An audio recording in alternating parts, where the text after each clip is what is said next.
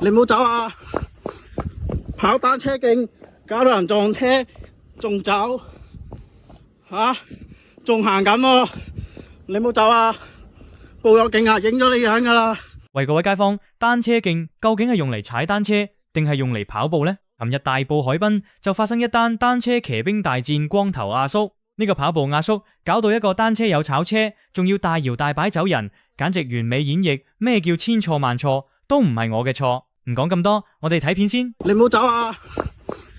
跑單車徑搞到人撞車，仲走吓，仲行緊喎！你唔好走啊！報咗警啊，影咗你樣噶啦！啊，扮聽唔到，叫你讓開，你扮聽唔到，繼續跑啊！你唔好走，你唔好走！你冇用啊！嗱，你唔好走，我冇喐你啊！我嘗試接觸你咋？你唔好走啊！你冇用啊！我冇喐你啊！嗱，見到啊，有距離啊隻手，你唔好走啊！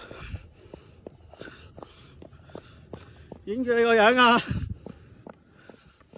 吓，停喺度講道歉都冇，我關我咩事啫？你跑緊單車徑啊！你行邊邊線先得噶，係我咪？哋就係呢邊有人行，我哋先直線過人。咁你都話有人行咯，關我咩事啫？咁係你導致炒車噶嘛？咩導致你唔讓路，你話嗰邊有人噶嘛？咁你都要讓路噶。我唔係你霸晒噶單車徑，啊！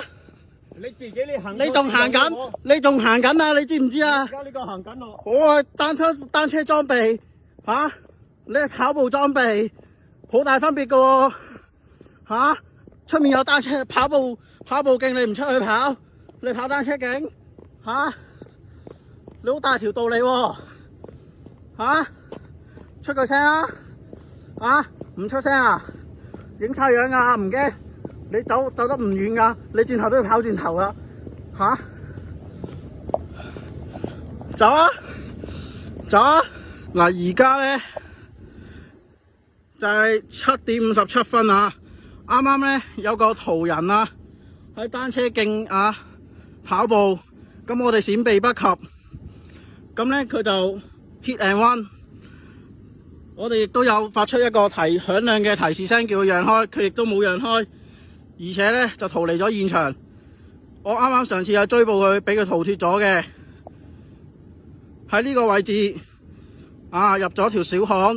睇完條片係咪好精彩呢？等我同大家講解呢件事啦。呢件事發生喺大埔海濱嘅單車徑，時間大約係夜晚7點幾。主角係一個踩緊單車嘅男仔同埋佢嘅朋友，仲有一個光頭阿叔。當時男仔同朋友踩緊車，因為要避開另一個途人，逼住逆線行駛。點知迎面撞正呢個光頭阿叔喺單車徑跑步。阿叔見到單車迎面而嚟，完全冇打算讓路。結果男仔個朋友收掣不及，連人帶車跌低咗。炒車之後，阿叔完全冇理會傷者，繼續當冇事發生向前跑。男仔即刻追上前理論，仲一路行一路拍片。而家阿叔不但拒絕道歉，仲反指係男仔自己逆線行駛在先。阿叔仲認為炒車完全唔關自己事。最後阿叔更加極速走入一條小巷，成功逃脫。男仔雖然有報警，不過警察嚟到嘅時候，阿叔一早已經人去樓空啦。其實我覺得呢個阿叔好唔負責任嘅，佢搞到人跌低，仲要不顧而去，真係好冇同理心同冇品。因為根據香港嘅法例，行人非法佔用單車徑會被罰款1500蚊。